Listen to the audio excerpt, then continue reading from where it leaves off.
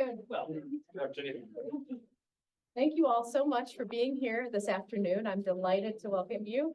For those of you who are making the trek across campus, welcome to the law school. And for our law school colleagues, welcome and thank you for joining us. My name is Whitney Barth, and I'm the Executive Director of the Center for the Study of Law and Religion here at Emory. And I'm delighted that our center is co-hosting today's event with the Center for International and Comparative Law, which is led by Robert W. Woodruff Professor of Law, Martha Feynman. So thank you, Professor Feynman and your team for joining us. On behalf of both of our centers, I want to welcome you again and thank you for being here. Before I turn to introducing our speakers today, I would like to say a few more thanks to the people who made today's event possible. I'd like to thank Ashley in the Center for International Comparative Law. I'd also like to thank Catherine and Amy in our center, as well as John Bernal, who made help with the tech today and made it possible, as well as our student team who will help make today's video available on our YouTube. And I'd also like to thank Amber and the law school events coordinating team for all of her work on this event as well. So thank you.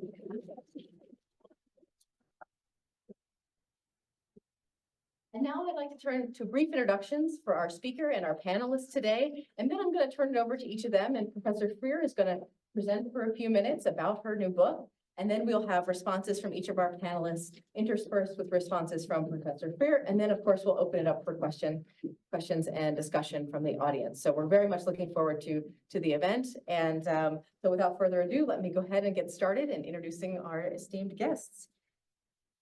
And who I also like to thank for being here. So thank you all for agreeing to be part of today's event. You know, Emory celebrates faculty eminence through its One Emory campaign and initiative. And we're here today as an example of that pillar with this illustrious group of scholars who are coming from different parts of the university. So thanks again to each of you. Courtney Freer is a visiting assistant professor in Middle Eastern and South Asian Studies Department at Emory's College of Arts and Sciences and a senior fellow in law and Islam within the Center for the Study of Law and Religion. She previously served as an assistant professorial research fellow at the Middle East Center at the London School of Economics and Political Science. She is the author, as many of you know, of The Resilience of Parliamentary Politics in Kuwait, Parliament, Volunteerism and Society, which is published just recently by Oxford University Press, and also the author of Frontier Islam, The Influence of the Muslim Brotherhood in Gulf Monarchies, also published by Oxford University Press, and co-author of the book Tribalism and Political Power in the Gulf, State Building and National Identity in Kuwait, Qatar, and the UAE. She earned a D.Phil in politics from the University of Oxford in England and an MA in Middle Eastern Studies from the George Washington University and an AB in Near Eastern Studies from Princeton University. So thank you, Professor Freer. Patrick Allitt is Calhoun Professor of American History in the Department of History within the Emory's College of Arts and Science. Since serving at Emory since 1988, he has taught courses on American intellectual, environmental, and religious history, on Victorian Britain, and the Great Books. He's the author of several books himself, including A Climate Crisis, America and the Age of Environmentalism, and has been a presenter in 8 lecture series with the Great Courses, including on the art of teaching and the Industrial Revolution. Professor Allitt holds a PhD from the University of California, Berkeley, and an undergraduate degree from Oxford, and was a postdoctoral fellow at Harvard Divinity School and at Princeton University. So thank you so much, Professor, for being here. Sam Cherribi is an associate teaching professor at the Department of Middle Eastern and South Asian Studies and on faculty in the Department of Economics, both within Emory College of Arts and Sciences. He holds a PhD in social science research from the University of Amsterdam and Leiden, and an MA in sociology from the University of Amsterdam, and an MA in philosophy and sociology from the University of Rabat in Morocco. He teaches in the areas of political economy, economic development, media and Islam and social movements, reflexive sociology, and applied Islamology. His publications include Fridays of Rage, Al Jazeera, the Arab Spring, and Political Islam from Oxford University Press, and In the House of War, Dutch Islam Observed from Oxford University Press as well. And he is a former member of the Parliament in the Netherlands. So thank you, Professor Cherribi.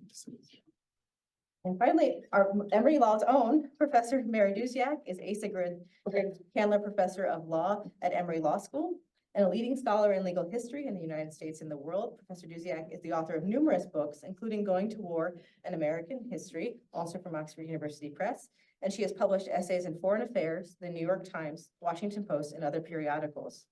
She has held faculty appointments at the University of Southern California Gould School of Law within USC's Departments of History and Political Science, and at the University of Iowa, Duke Law School, and Harvard Law School. And she has been a distinguishing visitor at the University of Maryland School of Law.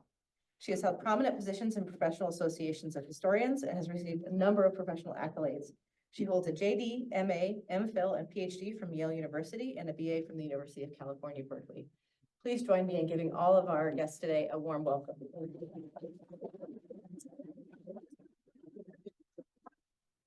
And now, without further ado, I will turn it over to Professor Courtney Freer, who will share with us more about her book.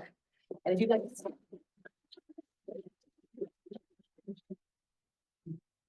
Thanks, Whitney. Thank you so much for having me. Thank you all for being here. Thank you to Professor Allitt for letting me hijack our class today. Bring them here to learn about Kuwait. I really appreciate it. I'm not going to go through the entire history of the Kuwaiti Parliament today, though I do go through it in the book. I figured that would be of interest solely to me. But I will talk more broadly about what I think Kuwait could teach us about political science more broadly. And in general, I wrote this book really for three main reasons. First, I wanted to provide the first English language history of Kuwait's parliament. We don't really have one yet, and so I was hoping to provide that, fill that gap. Second, I wanted to bring Kuwait into conversations about hybrid regimes. Kuwait is often compared with its oil-wealthy neighbors, with Qatar, Saudi, UAE. But I think that we can talk about Kuwait in conversations with other hybrid states, both within and outside of the Middle East. And third, I wanted to show the mobilizational capacity of ideology, even in a semi-authoritarian state and even in an oil-wealthy state. And I'll unpack some of that kind of throughout the talk today. And I think that Kuwait, because of its relatively open political system, really provides a fantastic laboratory in which to study a variety of political movements and to understand how mobilization in politics happens under hybrid regimes. It helps us to see how ideology motivates political action, and we see a number of unexpected political dynamics within Kuwait. Kuwait is an oil-wealthy state with an obstreperous and rather powerful parliament. It's a Sunni majority state which houses Shia members of parliament and political blocs. It's a socially conservative state with many leftist secular political blocs. It's a state in which women earned the right to vote only in 2005 and have struggled to gain representation since that time, and a state in which Salafis chose to participate in politics as early as 1981. So Kuwait, I think, is absolutely fascinating in its own right, but I appreciate that, it might not be that way for everyone. So I want to talk about what Kuwait can tell us about three main propositions regarding political outcomes in the Middle East and North Africa. And I'm going to use Kuwait as a case study, but of course, a number of other countries could have been chosen as well. These three propositions essentially are that clientelism or greed, rather than ideology, drives political outcomes and political actions, especially in oil-wealthy states. Secondly, oil rents allow governments to buy off political opposition. And so there is no political opposition in these types of oil-wealthy states. And thirdly, international contexts drives national politics and shapes domestic politics. And I've engaged with all three of these topics in the book, pictured here and right here in the flesh. And I'm really hoping to show the ways in which Kuwait speaks to these propositions in political science more generally. So before I get into that, I do want to give a brief introduction about Kuwait's political history and political system. So it became independent in 1961 after a period of British protectorate rule that began in 1899. I've mentioned that Kuwait is a hybrid regime. What that means is it has a strong hereditary monarchy under the leadership of the Al Sabah ruling family and an active and vocal parliament called the National Assembly. The National Assembly or Parliament building is pictured here and on the cover of my book. Its structure is meant to mimic that of a Bedouin tent. So the National Assembly or Kuwait's parliament contains 50 elected members, and they're elected every 4 years or earlier if the parliament is dissolved either by the emir or by the constitutional court. And it's been common in recent years that dissolutions have happened early. In fact, as of last week, Kuwait had its 4th parliamentary election in 4 years. Political parties are technically illegal, but political blocs serve many of the same functions of voter coordination and mobilization, often organizing around ideologies, but also sometimes organizing around tribal groups as well. In addition to these 50 elected seats, at most 15 members of parliament, or of the cabinet rather, are appointed by the Prime Minister, who in turn has been appointed by the Emir, and these appointed cabinet members become members of the legislature. They vote equally with elected members, except on issues related to ministerial performance, given that that would be a bit of a conflict of interest. So Kuwait's parliament is undoubtedly the most powerful legislature in the Gulf, with significant abilities to check the power of the executive branch. For instance, it's able to vote a minister out of office after expressing no confidence in that minister, including the prime minister and including members of the ruling family. It can reject laws proposed by the executive branch. It can draft and pass independent legislation, though bills do need to be approved by the Emir to become law. The legislature also holds the authority to oversee public finances, which is of course a big issue when you have an oil wealthy state as well, and allegations often of government mismanagement of those finances. Finally, Parliament has the power to approve or disapprove of incoming emirs, all of whom must be male descendants of Mubarak the Great, who ruled at the end of the 19th century. Kuwait's parliament in 2006, rather remarkably, became the first legislature in the Middle East, and I'm willing to bet it will remain the only legislature in the Middle East, to remove a sitting monarch from power. So Parliament, and they did this through constitutional processes. In 2006, Parliament voted to grant temporary authority to the Prime Minister after voting that the Emir at the time, Sheikh Saad, was too ill to take the oath of succession.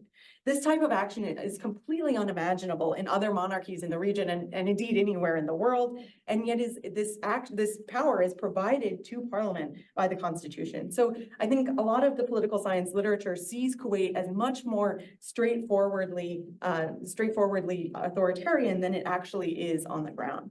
And political opposition exists within Kuwait's parliament. Indeed, with opposition candidates, the majority in recent years, now winning 45 of the 50 elected seats, Parliament has found it very difficult to agree with cabinet about legislation. It's this tension that many claim lies at the heart of Kuwaiti political gridlock and has been the reason for the 4 recent dissolutions of parliament since 2020. It's also referenced in this cheeky political cartoon by a Kuwaiti artist. So these repeated dissolutions have led many Kuwaitis to describe domestic politics with one word, carnival, quoting the famous Kuwaiti academic Abdallah Nafisi. Over the past decade, many Kuwaitis, vaguely termed as the opposition, have opined that the existing system can be improved. The exact proposals for how to improve it vary, but some include the elimination of the existing electoral system, introduction of a political parties law, an elected prime minister, and the establishment of a quota for women. In spite of their frustration with the limits of parliamentary power and the lack of progress towards legislation, however, I would say Kuwaitis on the whole remain committed to parliamentary governance and preserving the hybrid nature of the regime. Indeed, the most recent election, the 4th in 4 years, saw a 62.1% turnout, indicating that people do buy into the system and that they do see the utility in voting. So now that I've talked a little bit about the background of Kuwait's political system, I want to go back to these 3 propositions and talk about how Kuwait speaks to all of them. And on the first point about clientelism, scholars like Ellen Lust and Daniel Korstand have highlighted the importance of clientelism in mobilizing political action. Such accounts deny the power of ideology to mobilize political groups. And in my book, I assert that the same ideologies that have mobilized political action elsewhere in the Middle East, namely Arab nationalism and Islamism of various types, have also mobilized political action in Kuwait, oil wealth notwithstanding. Oftentimes, I think in discussions of intellectual history, the Gulf and oil wealthy states of the Gulf are left to the side and are seen as somehow different from other states in that ideology does not mobilize political action.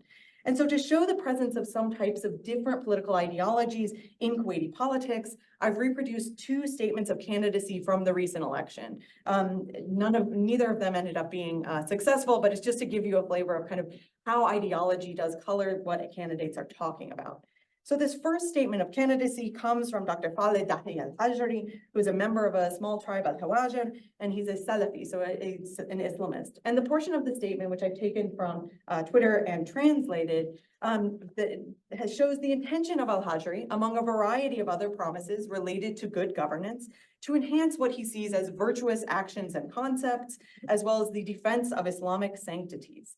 So while not advocating for specific social policies in this statement, though he does in others that I'm happy to get into, Dr. Al-Hajri clarifies his position as someone who believes the state should defend religion and religious values, and therefore classes himself as an Islamist. The second statement comes from a different type of candidate, Mohammed Abbas Johar Hayat, who comes from the Democratic Forum, which is a secular left-leaning political bloc. And as you can see from this language that I've translated, again from Twitter, this is a campaign that's very much focused on political reform, namely on ensuring that popular participation in politics remains and that equality also remains among Kuwaitis. It's also meaningfully different from the previous statement. It focuses on systemic political issues rather than on social issues or values or even religion at all. Kuwaiti politics, then, I would charge, is not merely about securing material benefits for constituents. Different ideological strands exist, and these are just two of the 255 candidate statements that are here. I can show you some of those later if you like, if you have the time. But so that's kind of on the first point about the mobilizational capacity of ideology rather than just clientelism. I also want to talk about this second proposition that we have from the political science literature, which presumes that oil wealthy states can buy off political opposition. So this comes from rentier state theory, which is a rather simple but logical theory. It states that when a state when it has a great deal of oil wealth, two things happen. The government, A, becomes the primary economic actor in the state, and B, becomes the primary political actor in that state. And given that citizens are rewarded with handsome welfare benefits such as free education, healthcare, housing, and high-paying public sector jobs, it is presumed that demands for greater representation, as seen on the previous slide, will simply not emerge. And this attitude is captured in the phrase, no taxation, no representation. Rentier state theory is, of course, valuable, and again, it's logical, and it remains a mainstay of the work of many political scientists. By focusing on oil wealth as the primary predictor of political behavior, though, it tends to explain political mobilization as a means of rent seeking. Members of parliament in this conception are seen to work to secure disbursements for their own constituents rather than attempting to affect any type of real change or put forward any type of ideological agendas. As a result, proponents of this view see Kuwait essentially as authoritarian, largely due to the ability, in their eyes, of the Al-Sabah ruling family to buy the political acquiescence of the population. If this were the case, however, Kuwait's parliament, at least in theory, would certainly not look like this, which I will discuss in a moment. It also theoretically could be as easily manipulated as Bahrain's parliament, which was described by Fred Wary in 2006 as a toothless debating society.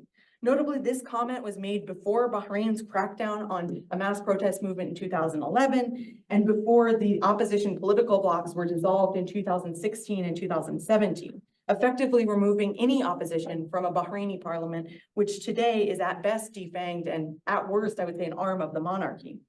As you can see from this photo, which depicts a fistfight among Kuwaiti MPs in 2021 about over a disagreement about whether and when they should question the prime minister in parliament about his political performance. So you can see from this that there are very real and very passionate political discussions, maybe physical discussions taking place about placing limits on executive authority. Other instances of violence have occurred in parliament, some of them related to preserving citizens' social welfare benefits, but many of them have to do with restraining the capacity of the executive to overrule parliament. And under rentier state theory, none of these actions would be taking place since citizens benefiting from state largesse obtained through oil wealth should be politically quiescent. And finally, on this last point about the role of international actors on domestic politics, scholars like Amani Jamal and Verdason Brownlee assert that the international has been instrumental in understanding domestic politics, especially in the Middle East. When it comes to Kuwait specifically, claims have been made that Kuwait's political system looks the way that it does, either because of global oil markets, the idea that oil breeds authoritarianism, or due to external threats. On the latter point, some scholars insist that Kuwait houses a relatively powerful parliament because of the irredentist threat it faced from Iraq at the time of independence in 1961. These explanations claim that the Al-Sabah ruling family needed to create a legislature to maintain legitimacy among Kuwaitis in the face of an Iraqi threat in 1961, and then similarly in 1991, after the threat of Saddam Hussein, needed to restore parliament after it had been dissolved. In my view, such explanations fall short largely because they fail to account for the longstanding role of consensus-based politics in Kuwait. In 1938, something called the Merchants' Majlis was formed, and it was actually demanded by the merchants, hence the name, of Kuwait, who wanted to have a say in political life. And this was the first representative institution in Kuwait's history, predating independence and certainly predating any Iraqi irredentist threats. So I have here, with the help of the Qatar Digital Library, reproduced a translation of a document from the Kuwait Secret Society that successfully pushed for that representative body. And you can see from the language of their charter that people felt entitled to their political rights to representation in government and were indeed willing to act to protect them. And as I mentioned, this incident predates the role of Abdul Karim Qasim in 1961, claiming a right to Kuwait's land, as well as predating Saddam Hussein's similar claim to Kuwait. So I hope that I've shown today by looking at these three propositions that Kuwait can speak to broader political science literature. It doesn't just need to be boxed in with all of the oil wealthy states of the Gulf, though I also find those fascinating as well. And so I hope that I've shown you the ways in which Kuwait can be relevant to broader discussions about political science and to other disciplines as well. So I will leave it there. Thank you so much for allowing me time.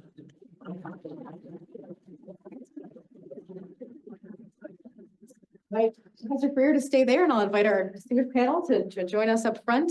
And we can go in whichever, we go down the line in the order that you're, would you like to start? Okay, we can start with Sam.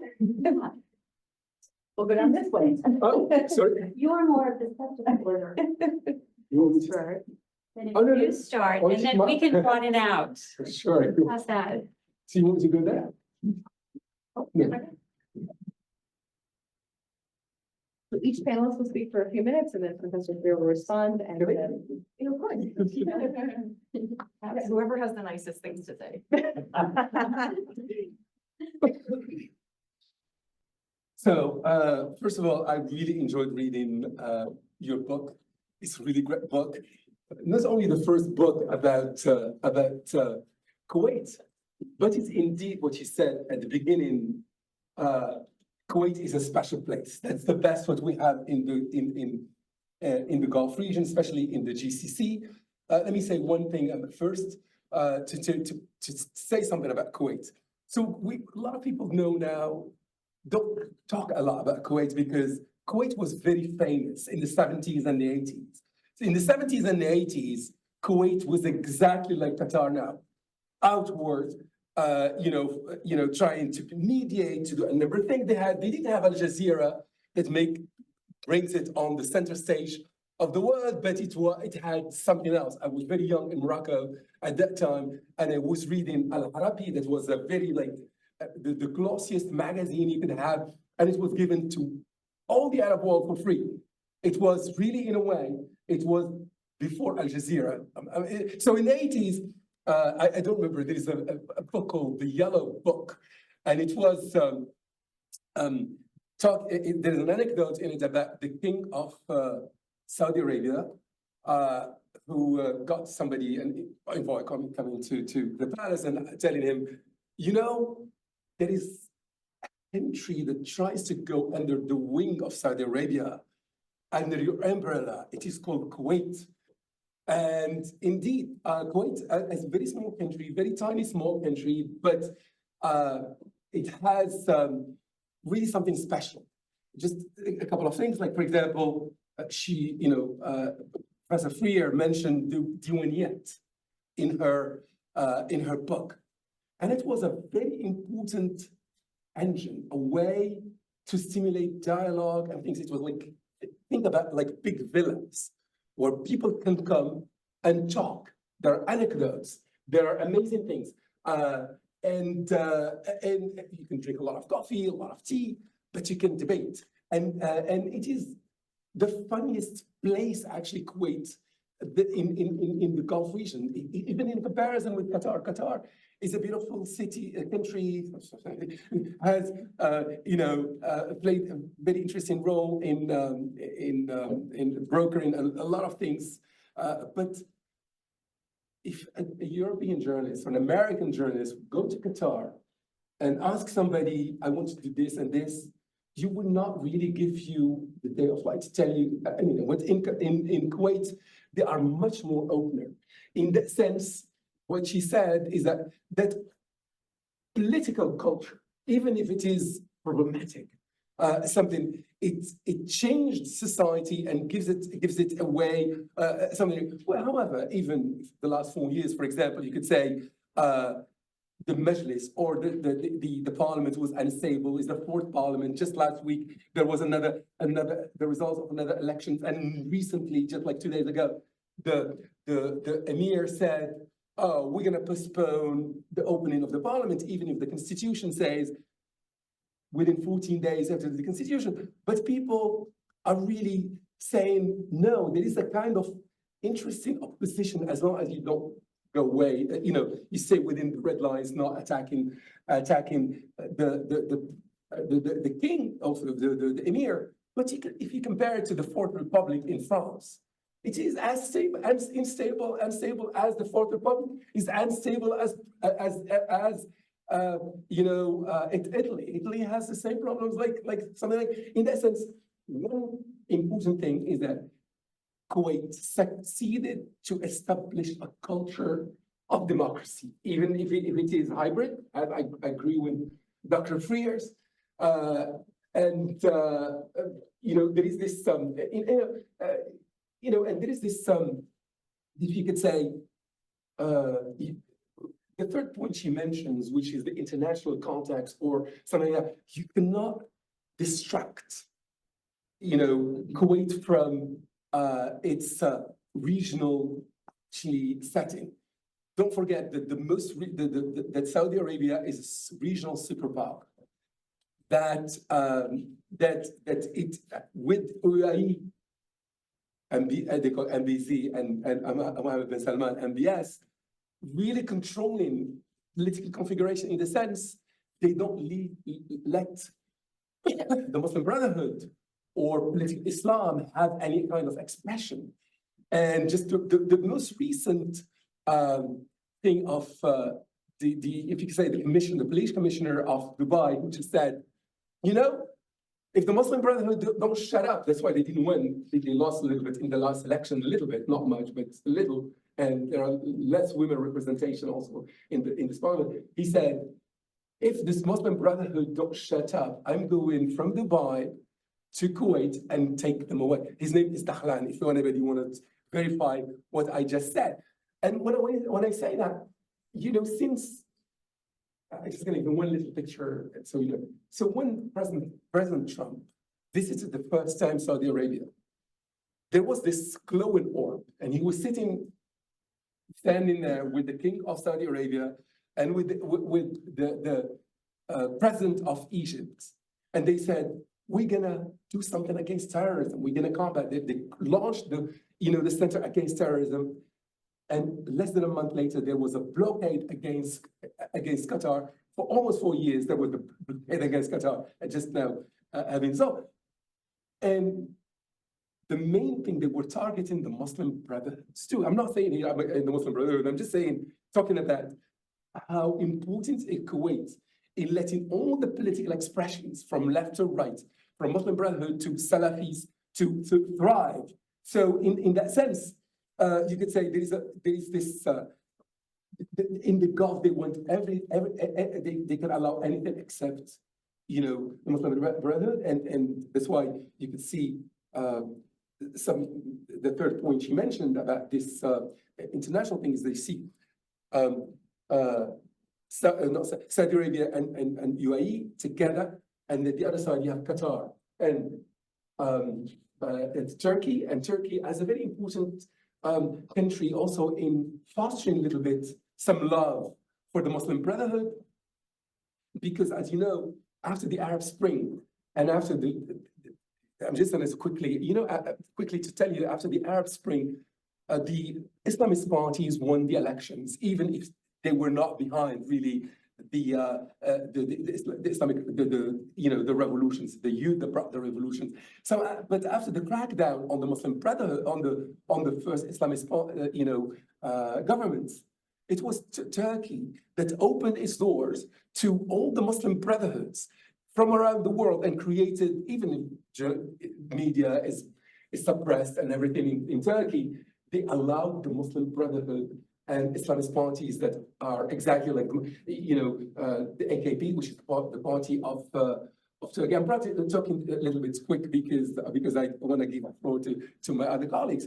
But in general, if you could say only in Turkey, Qatar, and Kuwait, Islamists have the right and can really thrive and talk, which is which is the only way actually, to move to what I call just like Christian democracy, like Islamic democracy. In another way, if you could say, Kuwait is a very interesting place for that kind of politics. Thanks very much indeed. Oh, sorry. I'd like Professor to respond to that. Thank you so much. Thank you, Professor Freer. I appreciate it. Just a couple things, I guess, to jump off of that. I guess the one point that you made about political culture, I think is really important. And one thing that I was worried about with the book is by focusing just on the institution of parliament, it doesn't focus more on this broad, less tangible thing of political culture, which you discussed, this idea of people meeting in diwaniyat, Yes. meeting in private homes and discussing. But you mentioned very well in the book. Thank you. You're too kind. The whole chapter starts with Diwaniyat. True, yeah, I guess I did. I read the book well. Thank you. So I think also, I mean, just by focusing on parliament, I don't mean also to say that there's not these other grassroots things which is different from what you see in other, as you say, in other states of the Gulf. And when I was doing my PhD work, I was working in Kuwait, Qatar, and the UAE, and the conversations that you could have in Kuwait were very different from the conversations you could have in Qatar and the UAE. I mean, they made me nervous how openly people would complain about the political system.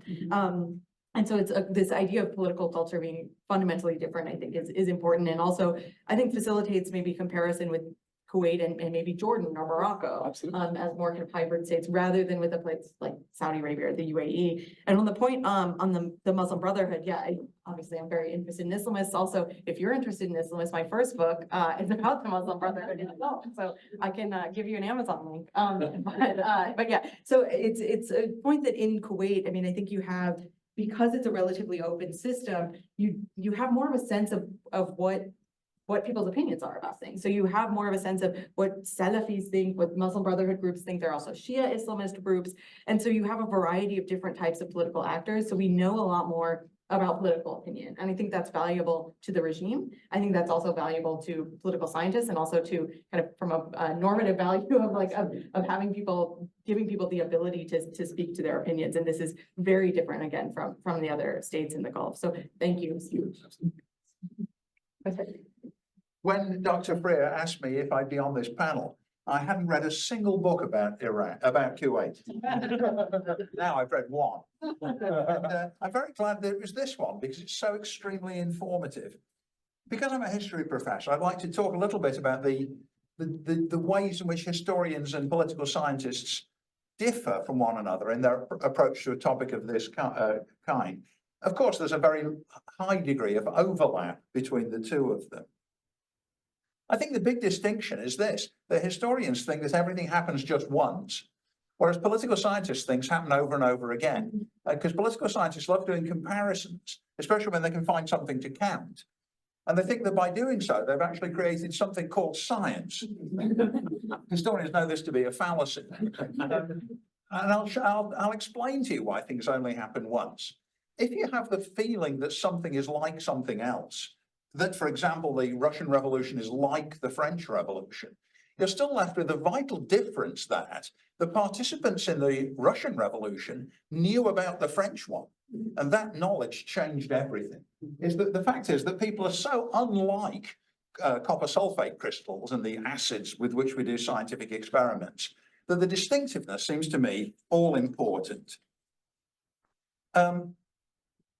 Now, Dr. Freer's got a foot in both camps, and in fact, she's got a huge foot in the history camp, because what she's done here is to write an extremely authoritative and persuasive and convincing history of Kuwait through the medium of its parliamentary institutions. It's excellent history.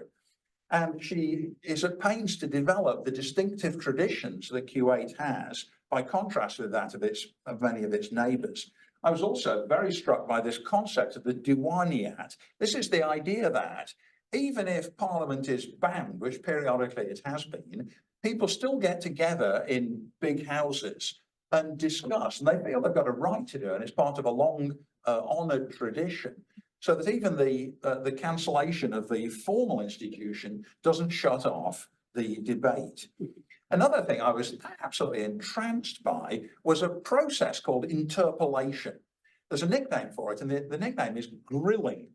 Now, what happens is this, as the slide showed, there are 50 elected members of Parliament, and then there are 15 cabinet ministers. But any of the members of Parliament have the right to subject the ministers to questioning. And the questioning is often very hostile and has sometimes led to the dismissal of the ministers. In other words, it can be a mortifying experience. And the result of this is, as she says, that quite often people are invited by the Amir to become members of the cabinet, and they decline because they can foresee that they're going to be subjected to this intensive questioning for their corruption or for some other way in which they fail to uphold the principles of the members of Parliament. Now, so that, I love that. And then also fascinating to discover that twice the Emirs did in fact try to suppress the Parliament, in 1976 and again in 1986. But in both cases, it came back. And I suppose that when if you're thinking, oh yes, the Gulf is an area of authoritarian politics, it would be easy to think, oh yes, it breathed, but then it gasped out its life, and that was that. But in fact, no, the Emirs seem to have found we can't do without Parliament, just as Parliament can't do without us. And Dr. Freer then goes into great detail about what happens at the constituency level. There's a map showing the constituencies of which Kuwait is made up, and the contrast between the urban members of Parliament and the rural ones are still much closer to the tribal, to the Bedouin lifestyle. The contrast between the Shia and the Sunni, the contrast between the economic members and the ones for whom constitutional issues are all important. All those things are terrific. I then started thinking about historical analogies, and particularly historical analogies in the case of places which used to be British colonies, as Kuwait itself did. I think it's striking that if you look at the history of former British colonies whose populations were mainly white settlers, in every case, they upheld the principle of parliamentary government. The United States itself, obviously, Canada, Australia, and New Zealand. That in all cases, these kind of British descended societies understood the legitimacy of the government to grow out of the sovereignty of the people themselves. By contrast, if you look at Britain's former colonies in Africa, every single one of them, which started out as a post-colonial democracy, failed, except one, Botswana. It's the only one which has had a continuous parliamentary government from 1966 up to the present. And to me, that shows the power of cultural traditions as they cross-cut against things like tribal authorities and so on. Then I started thinking about the history of Britain itself and the relationship between Britain's parliament and its monarchy, because in some ways they're comparable stories, with this difference that you need to go back to about 1630 to find the analogy, the full appropriateness. Back in 1630, the King of England, Charles I, called Parliament because he needed money. And he said, grant me the money, and then perhaps I'll consider your grievances. To which Parliament answered, redress our grievances if you've got any hope at all of getting the money. This infuriated the king, who then banished them or dissolved them. And he tried for about 10 years to rule without Parliament, which already by then was a surprising thing to do. But eventually he wasn't able to do it because a war crisis developed, and he'd absolutely got to get hold of a lot of money, which only they could give him. That was the immediate prelude to the English Civil War of the 1640s, which ended with the parliamentarians defeating the king and then putting him to death as king. They didn't depose him and then kill him. They said, we're killing you as king. And for about 11 years after that, Oliver Cromwell, the leader of the parliamentarians, dominated British political life. But when he died, they couldn't find a suitable successor to him. And so with a certain amount of misgiving, they brought back the old king's son, who then became King Charles II, and really gave him again the authority that his father had had, but with this difference, that he remembered what had happened to his father. And when you look at the reign of Charles II, he never lost sight of the fact that the king can be killed by Parliament when it comes to the point, and he acted accordingly. His successor, his brother, James II, one of the most incompetent people ever to sit on a royal throne. And that's saying something, isn't it? Managed to alienate just about every constituency needed to hold on to power. And finally, he had to flee. In 1688, he fled, at which point Parliament said to William of Orange, the Stadtholder of the Netherlands, would you like to become King William III of England? And he said yes, but it was quite clear that he was king because Parliament said so. And that's what we remember as the Glorious Revolution. And that's the moment when the balance shifts between royal dominance and parliamentary dominance. Even after that, the king had a lot of influence and a lot of authority, but his power ebbed. I think the great contrast is that in Kuwait, the kings got the money because of the oil wealth. The kings of Britain were historically, they were rich, but they were harder when it came to running an effective foreign policy, whereas the emirs are not. But it's thrilling, isn't it, to discover that our expectations are defied in this way. And one of the things that gives the book a lot of dramatic tension is that all the way through, you, the reader, are thinking, it just can't last. But then it does.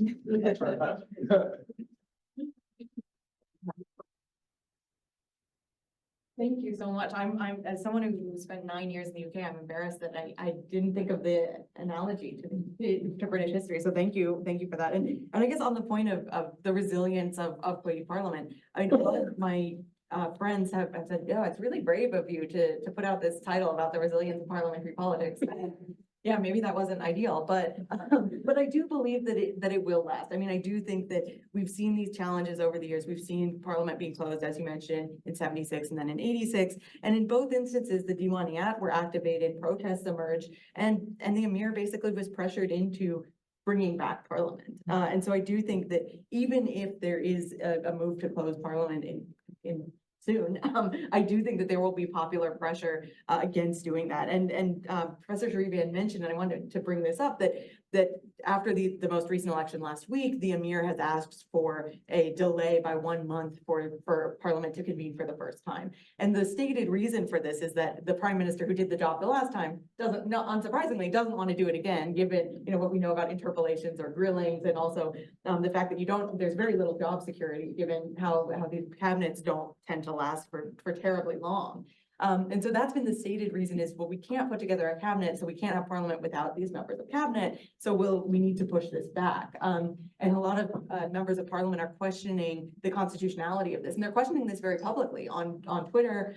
They're bringing up different articles saying articles of the Constitution, claiming that this is unconstitutional action. So it's not something that people are willing just to accept the Emir's power as the end all be all. And I think that's something really important as well. And also it shows, again, this idea that being a member of cabinet in Kuwait is tends not to be a terribly pleasant task. And I think that's also perhaps why we're seeing the current Emir and the last Emir had come kind of from security services. So rather than from ministerial positions, because a lot of people who have spent time in cabinet have had this really antagonistic relationship with Parliament. So then if they come to power as the Emir or the Crown Prince, things get tense with Parliament and with the opposition in general. So thank you. Oh, one other thing, I have this map of the electoral districts of Kuwait, which you mentioned.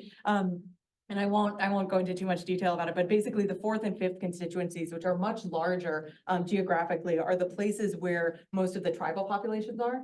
And they have all of these constituencies have equal vote shares, which is interesting within the system. And so there's a lot of discussion about the division between 4th and 5th constituency, which tend to be dominated by tribal members of Parliament, whereas the 1st through the 3rd are more the urban areas that are dominated by different types of members of Parliament. So again, you have this variation even across a very small state. So thank you. So thank you all for being here today. And especially thank you to Professor Freer for writing such an interesting and generative book, and to Professor Feynman for basically bringing this whole conversation to the law school. So I think that I'm assuming I'm not the only Kuwait newbie here, but I've learned so much from this book, and I actually have been sort of thinking about it through the lens of, not the sort of, US constitutional legal history stuff that I've been doing most of the time, but I used to teach comparative constitutional law and politics. And I mean, I think of constitutional comparative constitutionalism as in part a comparative politics sort of exploration. And so I was thinking about the book from the perspective of, how it helps us to think about how constitutionalism works in the world in different contexts. And for those of you who are also sort of Kuwait newbies, I'm also a rentierism newbie. So rentierism, for those of you who aren't up to speed, is, states that essentially their income comes externally. So Kuwait, it's selling oil. And what does that do to politics and the sort of economic political structure? And she sort of weaves the sort of usual thing that's said about rentier states is you get no taxation, no representation. And essentially what she shows is that actually there is no taxation, and there is not this kind of direct, sort of the kind of tidy kind of, it's not tidy in the US, but sort of the kind of representation that Americans are sort of most familiar with, but it's through this this robust political culture that is persistent. Resilience is the second word in the title, but it's actually, I don't actually think that the parliament by itself is what's resilient, right? But because the parliament is episodic. The mirror keeps getting rid of it, and then it comes back, getting rid of it, and then it comes back. And this is happening over time across history in Kuwait.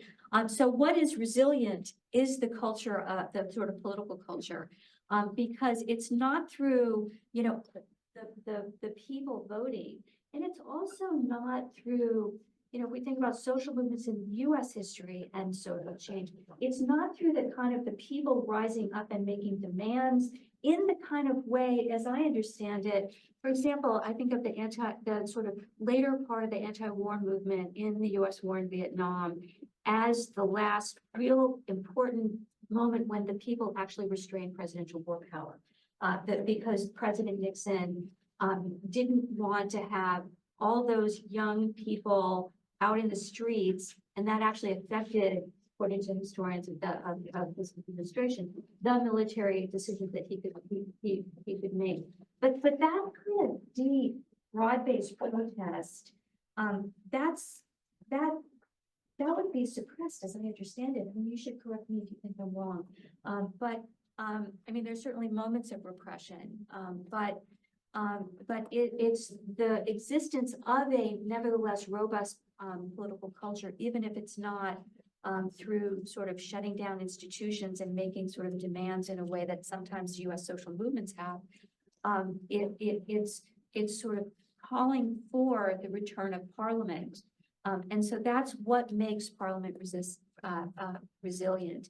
But, I just have a whole bunch of questions. I mean, well, one of the ways that the book would be sort of, if I was teaching comparative constitutional law, I would, for example, assign this book because it's, it's sort of, even though we're not seeing common law working in the book, we're seeing political structures working in the book. And sort of that's a way of, from my perspective, seeing constitutionalism operate. But then another actual oil regime, Nigeria, oil operates in a different way, really sort of messing everything up. And there's a wonderful book about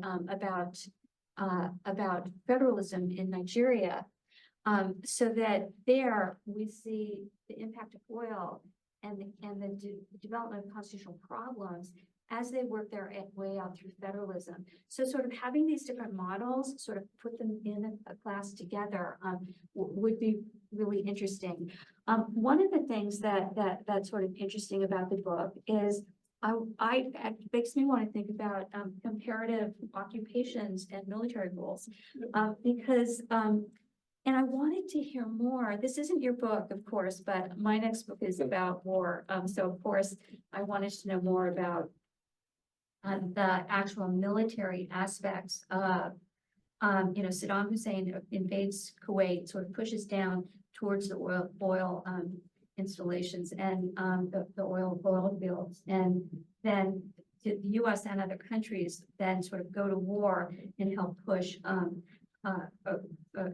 Iraq out of Kuwait. And in American histories, it's always an American story, because that's often how it ends up being looked at. But of course, it was sort of a multinational sort of event.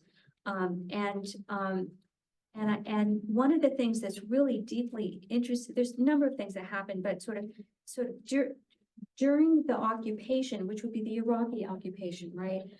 So the Iraqi occupation is then having a sort of dramatic impact on politics and culture in Iraq, including suppression of free speech, and et cetera. And it sort of made me think back to actually the US military rule in Hawaii, which was not yet a state or territory, during World War II, which was quite harsh and repressive of the, basic political freedoms and movement of people who lived in Hawaii. Now we can of course, we would understand why, Hawaii was an important military installation, Hawaii had been attacked, et cetera. But I looked and I couldn't find any references to a shutting down of elections. Right? And so it was curious to me, because there seemed to be a softer, really, it's a little hard because there's this after effect, which I was going to then say something about, really interesting after effect of the occupation, but I couldn't really get a sense of, what was the sort of ongoing impact of Saddam Hussein occupying. Must have been pretty bad.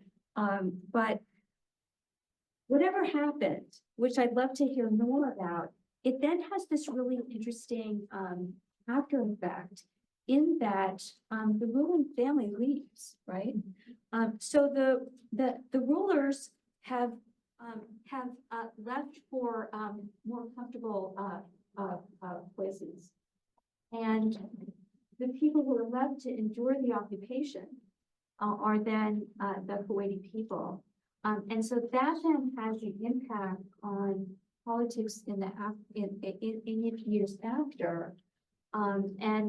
So I would just love to hear more about that episode and more about actually the experience of the military conflict itself, because that was a pretty brutal war, and memories of those kinds of events tend to be quite enduring.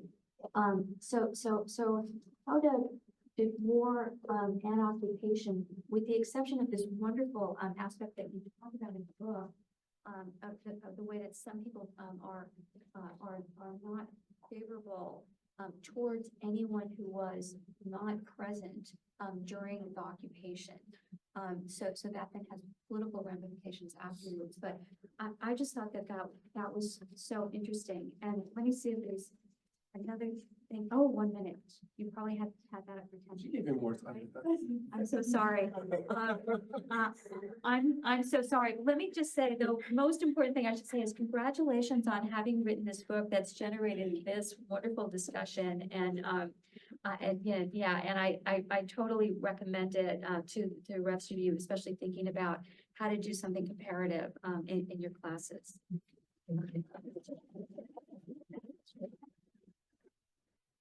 I think you've given me an idea for the next book. Yeah, I mean, I think looking at the effect of the Iraqi invasion occupation on Kuwaiti politics is really important, and because it had a massive impact. So, I mean, on the military side of things, you have the Iraqi military first going to Faylata Island, which is off the coast of Kuwait, and it used that kind of as a military base shooting practice, and it's a really strange place to go because there's still the Iraqi tanks are still there, just kind of there's no labels, there's no explanation as to why they are there or what they are. But students of history know, why they are there. So it's interesting in that sense that it hasn't really been memorialized. And then of course they went from Fallujah into Kuwait City. There is this Martyrs Museum in a neighborhood in Kuwait City. You're driving along and you see a house that has clearly been bombed out, and this is with a house where many members of the resistance lived. And so you have some, like, I guess, reminders of the invasion and occupation when you're in Kuwait rather, but not as much as maybe they thought. And I think, I mean, when it comes to the political impact, I mean, of course, the ruling family left, and also the invasion happened in August. Anyone who's been to the Gulf knows that August is not a good time to be there. So there's kind of a class distinction here, because a lot of Kuwaitis who had summer homes in the south of France or wherever you have a summer home if one has one, they ended up going to those places. And so a lot of the people ended up staying behind or were in Kuwait at that time were people, members of the tribal population or members of lower socioeconomic status. And so there is this distinction even in politics now where people will say, well, I was here, you didn't face the horrors of this period. And so that's something that comes up and also comes up with regard to the ruling family. And I think that it really emboldened the opposition to say, well, we defeated Saddam. So of course we're gonna demand that Parliament comes back into power. And Parliament was disbanded because it had been disbanded unconstitutionally in 1986. So by the time the invasion happened, it still hadn't come back.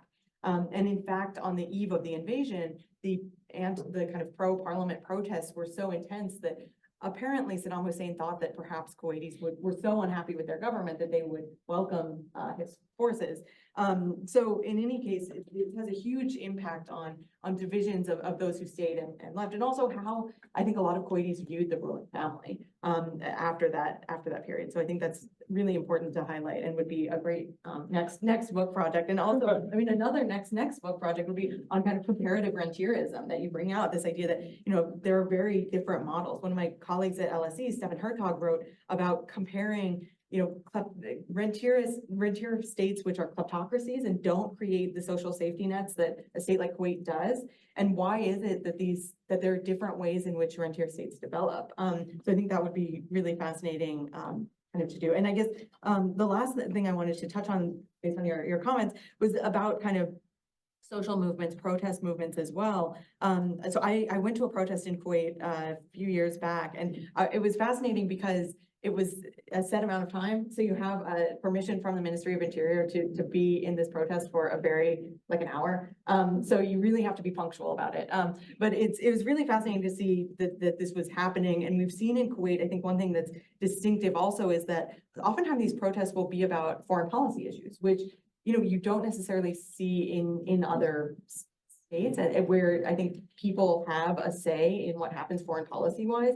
You mentioned kind of the anti-war movement, like this kind of thing happening in the US. And I think we see this in Kuwait as well, in terms of people wanting to have a say, not just domestically, but in terms of internationally, how their country is viewed internationally and what it does abroad as well. So thank you so much. Thank you all so much. I appreciate it. And thank you all for this wonderful discussion. And now we're going to open it up for the group.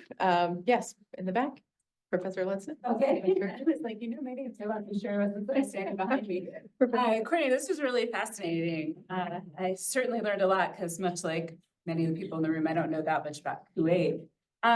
One question that I really had, because one of the few things I know about Kuwait is that out of the whole of the population of people living in Kuwait, it looked like, I tried to look up the stats, about a third of the population are citizens.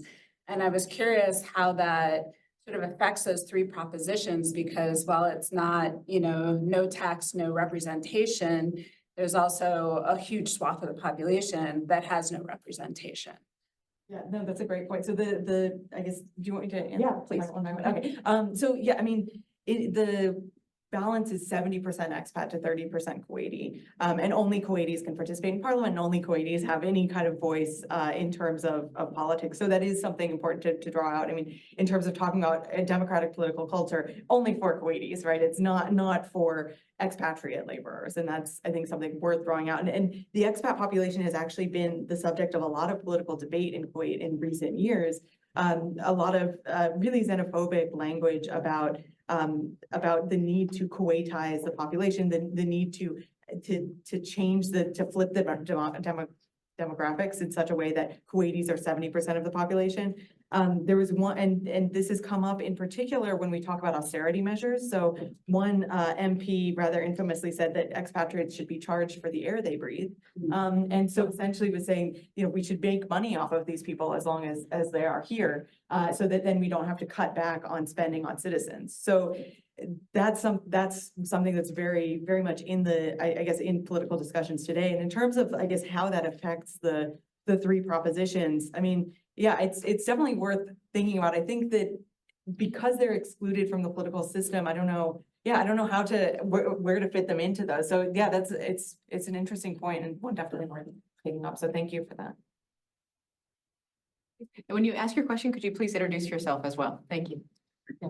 I am John Whitty. I'm delighted to have another Professor Freer on the campus, join the illustrious ones we have. I'm a newbie to Kuwait as well, and I wondered about the third branch of government in your story. There's a lot of executive discussion of the Emir and the cabinet, and a lot of discussion about parliament and its rotation. The question is, to what extent is the judiciary some kind of circuit breaker or semiconductor to try to lower the temperature on some of these political battles? To what extent does it provide bridging, especially in times of crisis? And are those only internal judicial mechanisms, or are there regional or other kind of judicial mechanisms that are also part of that attempt to broker some of these ongoing disputes?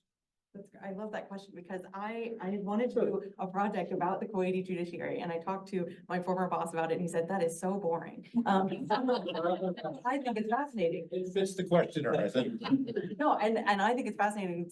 This is another book, right? But essentially, I mean, the judiciary has become increasingly involved in Kuwaiti politics in recent years. So the Constitutional Court and the Emir are the two parties which can dissolve parliament. And we've had two instances in recent history in which the Constitutional Court, which is appointed by the Emir, has basically chosen to dissolve parliament.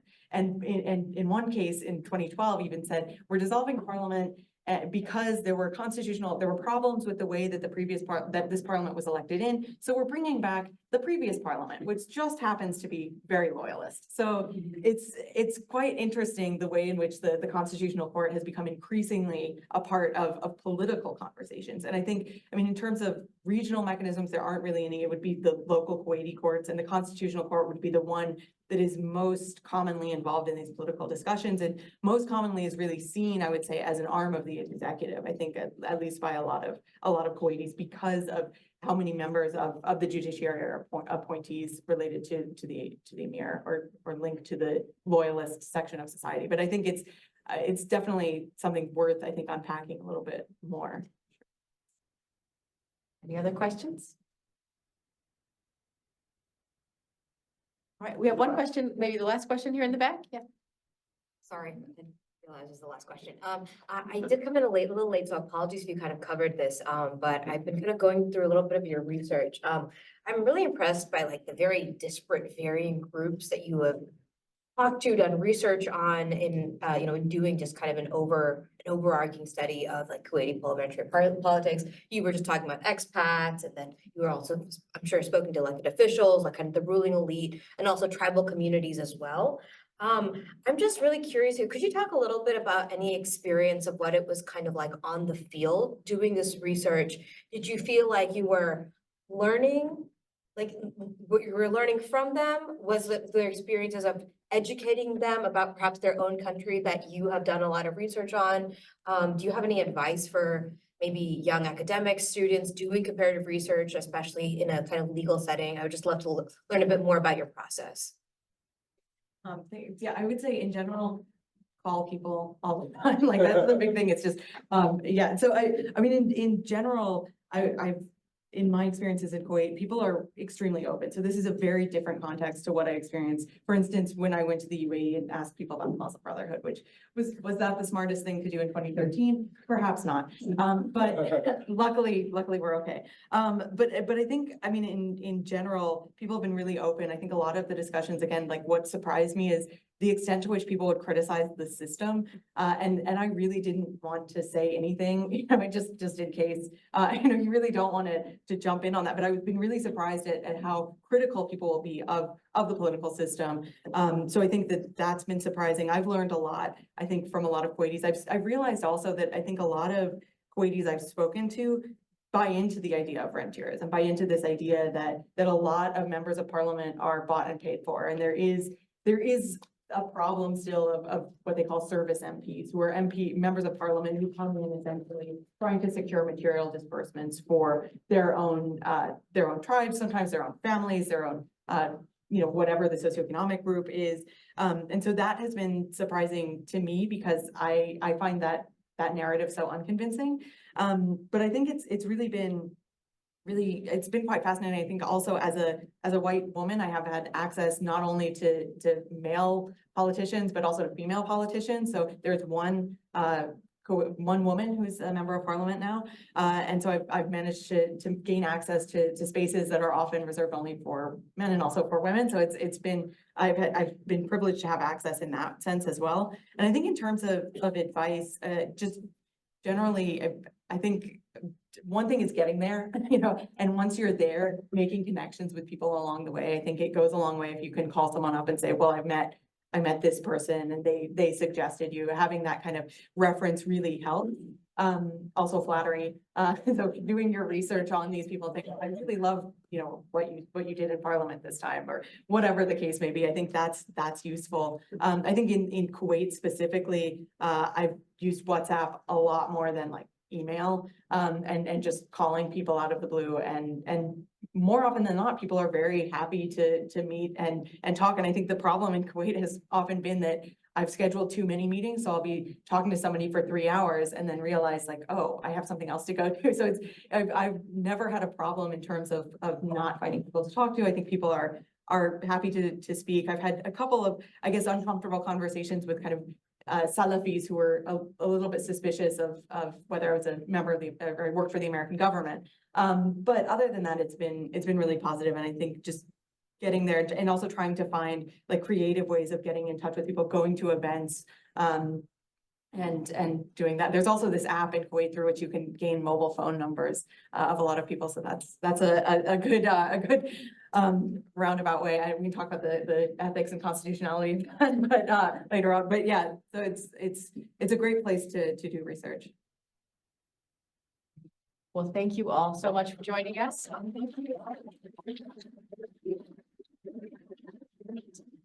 With some food, and please come talk to our guests if you have any other questions, but thank you all for coming.